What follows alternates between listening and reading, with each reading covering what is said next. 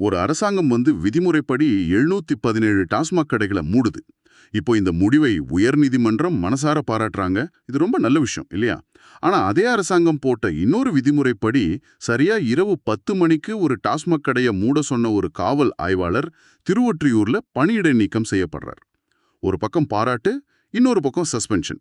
இந்த முரண்பாடு கேட்கவே ரொம்ப விசித்திரமா இருக்குல்ல? உங்களுக்குள்ளயும் இந்த கேள்வி கண்டிப்பா எழுந்திருக்கும்.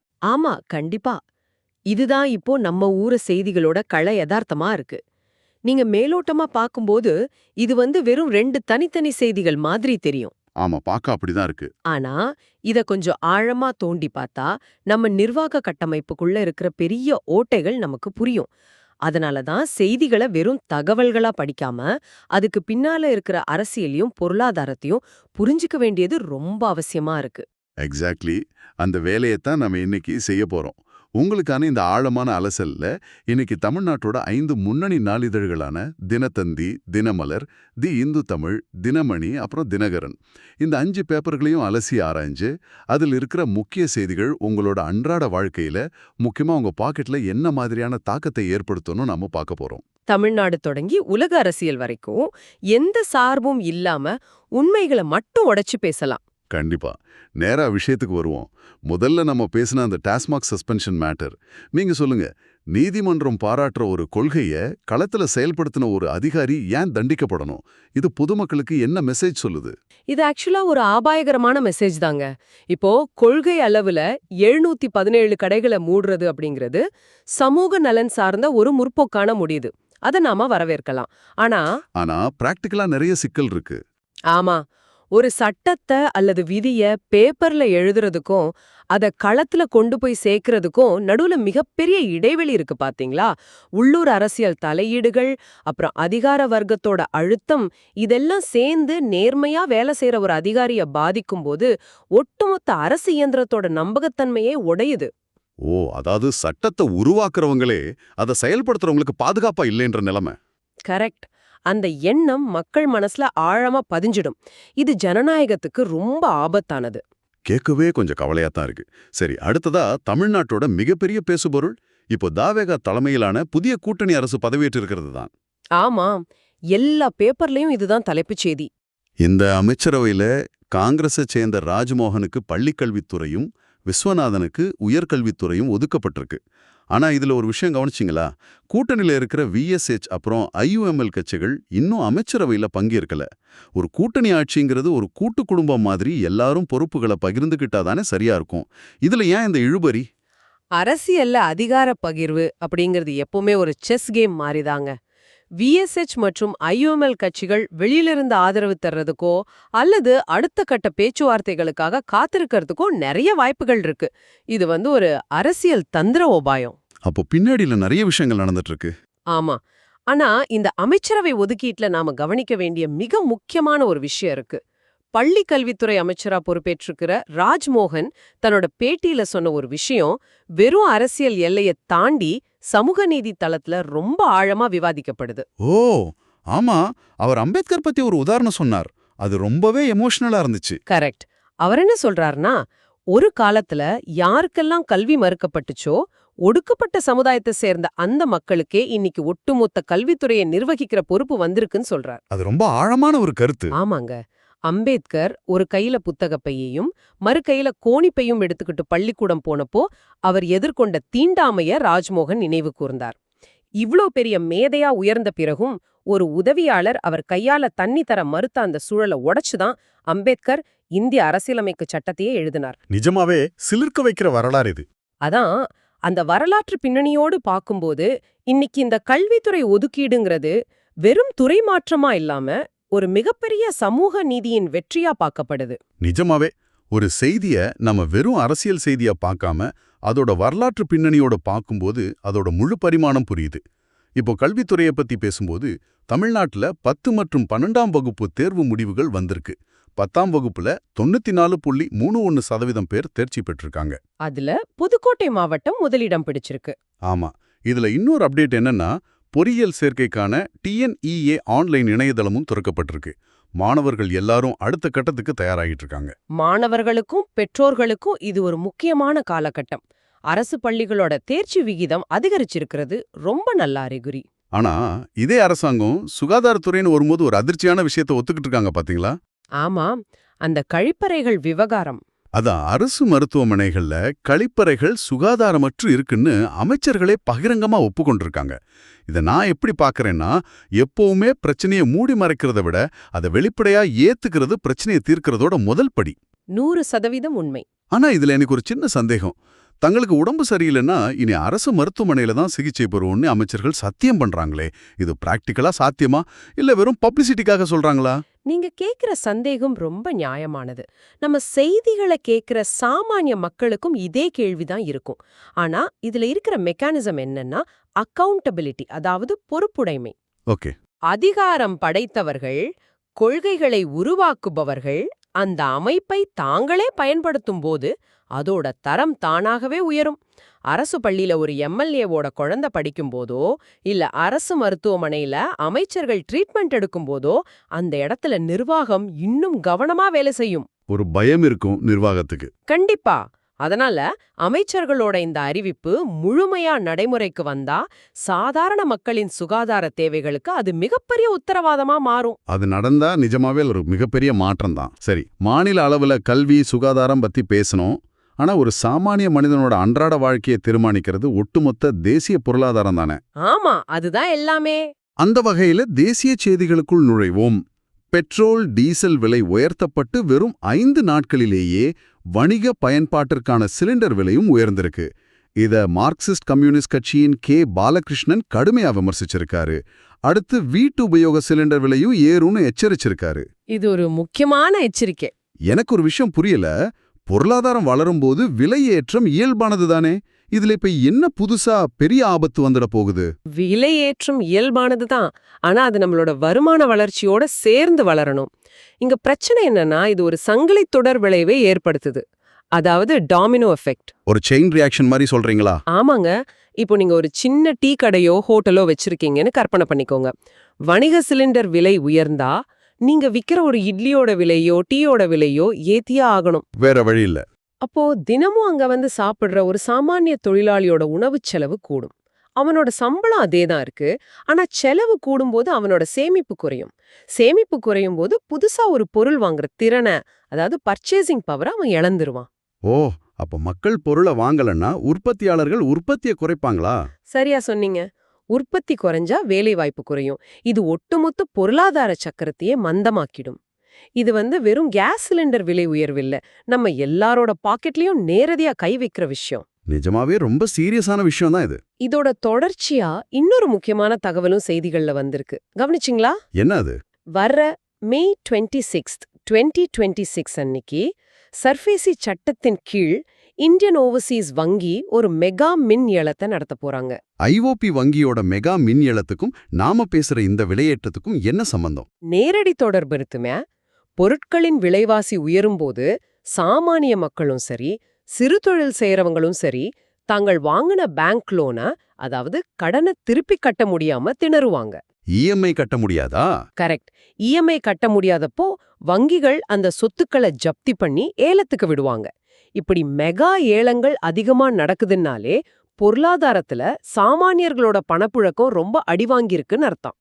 அந்த வகையில ஐஓபியோட இந்த மின் ஏல அறிவிப்பு ஒரு பெரிய பொருளாதார நெருக்கடியோட அறிகுறியா தான் பார்க்கப்படுது. அடப்பாவமே, ஒரு கேஸ் சிலிண்டர் விலை உயர்வுல ஆரம்பிச்சு வீடு ஏலத்துக்கு போற வரைக்கும் இவ்வளோ பெரிய மெக்கானிசம் இதுக்குள்ள இருக்கா? கேட்கவே தலை சுத்துது.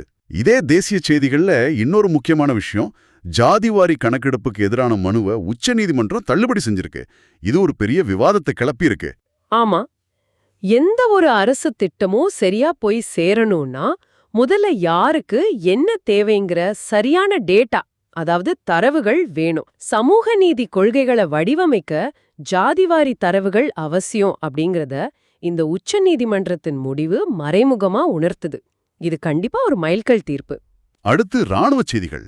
மேகாலயாவின் உம்ரோய் ராணுவ தளத்துல இந்தியா, இலங்கை உட்பட 13 நாடுகள் பங்கேற்கும் பிரகதி 2026 கூட்டு ராணுவ பயிற்சி நடக்குது. 13 நாடுகள் சேர்ந்து பண்ற அளவுக்கு இதுல என்ன முக்கியத்துவம் இருக்கு?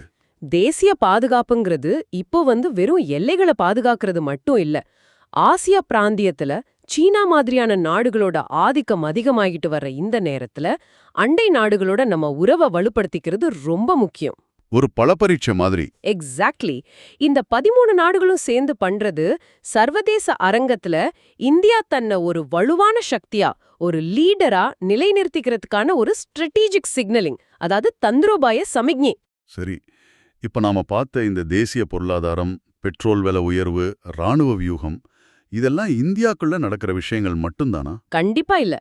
உலக வரைபடத்துல எங்கேயும் ஒரு மூலையில நடக்கிற ஒரு சின்ன அதிர்வு நேரா வந்து சென்னையில இருக்கிற ஒரு டீ கடையில விலையை ஏத்துது. சர்வதேச செய்திகளை பார்க்கும்போது அது தெளிவா புரியுது. முக்கியமா அமெரிக்காவுக்கு ஈரானுக்கு இடையில நிலவர போர் பதற்றம். முந்தைய பகுதியில நம்ம பெட்ரோல் விலை உயர்வு பத்தி பேசணும்ல, அதோட மூல காரணமே இந்த அமெரிக்கா ஈரான் மோதல் தான். எப்படி சொல்றீங்க? மத்திய கிழக்கு நாடுகள்ல எப்போ ஒரு சலசலப்பு வந்தாலும் அங்கிருந்து வர கச்சா எண்ணெய் சப்ளை செயின் பாதிக்கப்படும். இந்தியா தன்னோட எண்ணெய் தேவைக்கு 80% மேல இறக்குமதியை தான் நம்பியிருக்கு. நாம அதிகமா வெளியில இருந்து தான் வாங்குறோம். ஆமா, கச்சா எண்ணெய் விலை உலக சந்தையில உயர்ந்தா இங்கே பெட்ரோல் விலை உயரும். அது எல்லா பொருட்களின் போக்குவரத்து செலவையும் ஏத்தி பணவீக்கத்தை உருவாக்கும். இதனால தான் ஒரு அதிர்ச்சியான புள்ளி விவரத்தை பேப்பர்கள்ல சொல்லியிருக்காங்க. அந்த ஜிடிபி வளர்ச்சி குறைஞ்ச விஷயம் தானே? கரெக்ட். கடந்த ஆண்டு 7.5% இருந்த இந்தியாவின் பொருளாதார வளர்ச்சி நடப்பாண்டில் 6.4% குறையும்னு கணிக்கப்பட்டிருக்கு. 7.5%லிருந்து 6.4%க்கு சரிவுங்கிறது ரொம்ப பெரிய வீழ்ச்சியாச்சே. எங்கேயோ பாலைவனத்துல 2 நாடுகளுக்கு நடுவுல நடக்கிற பிரச்சனை என் வீட்டு பட்ஜெட்டை காலி பண்ணுதுங்கிறது ஆச்சரியமாவும் இருக்கு, பயமாவும் இருக்கு. இதுதான் குளோபலைசேஷனோட இன்னொரு முகம். இன்னொரு பக்கம் பார்த்தா ரஷ்ய அதிபர் விளாடிமிர் புட்டின் சீனா அதிபர் ஜி ஜின்பிங்கை சந்திச்சு உறவை வலுப்படுத்தியிருக்கார். உக்ரைன் போர் 4 வருஷத்தை தாண்டி போயிட்டு இருக்கு. ஆரம்பத்துல வெறும் 6 நாள்ல போரை முடிச்சுட்டுவேன்னு புத்தின் தப்பு கணக்கு போட்டார் இல்லையா? அந்த ஒரு தப்பு கணக்கு உலக பொருளாதாரத்தையே உலுக்கிடுச்சு. போர் தொடர தொடர உணவு தானியங்கள், நம்ம தமிழ்நாட்டோட எரிபொருள்னு எல்லாத்தோட விநியோகமும் பாதிக்கப்படுது. இந்த இடத்துல தான் இந்தியாவோட பங்கு ரொம்ப முக்கியமா பார்க்கப்படுது. அரசியல், இந்தியா எப்படி இதுல உதவி பண்ண ஆழமான முடியும்? கலாச்சார பின்னணி, இந்தியாவுக்கு இது ரஷ்யாவுடனும் எல்லாத்தையும் பலமான முழுமையா பார்க்க வரலாற்று ரீதியான நட்பும் இருக்கு. அதே சமயம் அமெரிக்கா உள்ளிட்ட மேற்கத்திய நாடுகளுடனும் நல்ல வர்த்தக உறவு இருக்கு. அதனால இந்த 2 துருவங்களுக்கும் இடையில அமைதி பேச்சுவார்த்தை நடத்த ஒரு பாலமா இந்தியாவால மட்டும்தான் செயல்பட முடியும்னு பல உலக நாடுகள் நம்புறாங்க. அதோட தொடர்ச்சியா தான் அடுத்த மாதம் பிரான்ஸ் நாட்டுல நடக்கிற G7 உச்சி மாநாட்டை பார்க்க வேண்டியிருக்கு.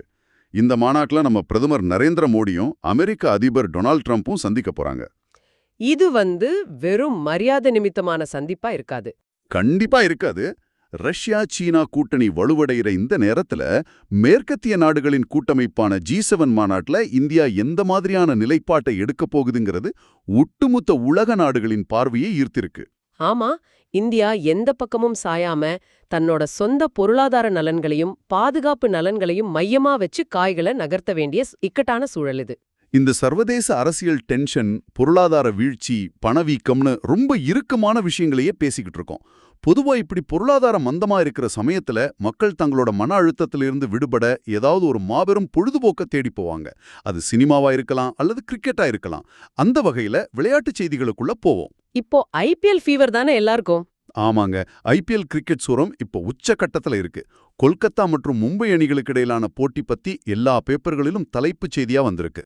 ஆமாம், 16 ஓவர்கள் முடிவுல மும்பை அணி 6 விக்கெட் இழப்பிற்கு 96 ரன்கள் எடுத்திருந்த சுவாரஸ்யமான கட்டத்தை எல்லா செய்திகளும் பதிவு செஞ்சிருக்கு. குறிப்பா கொல்கத்தா அணியோட பந்து வீச்சு ரொம்ப அபாரமா இருந்துச்சு. சௌரப் தூபே அப்புறம் கேமரன் கிரீன் தலா 2 விக்கெட்டுகளையும் சுனில் நரைன் 1 விக்கெட்டையும் வீழ்த்தியிருக்காங்க. நீங்க வெறும் விக்கெட் கணக்க மட்டும் பார்க்காதீங்க, இதுக்குள்ள இருக்கிற அந்த மெக்கானிசமை கவனிங்க.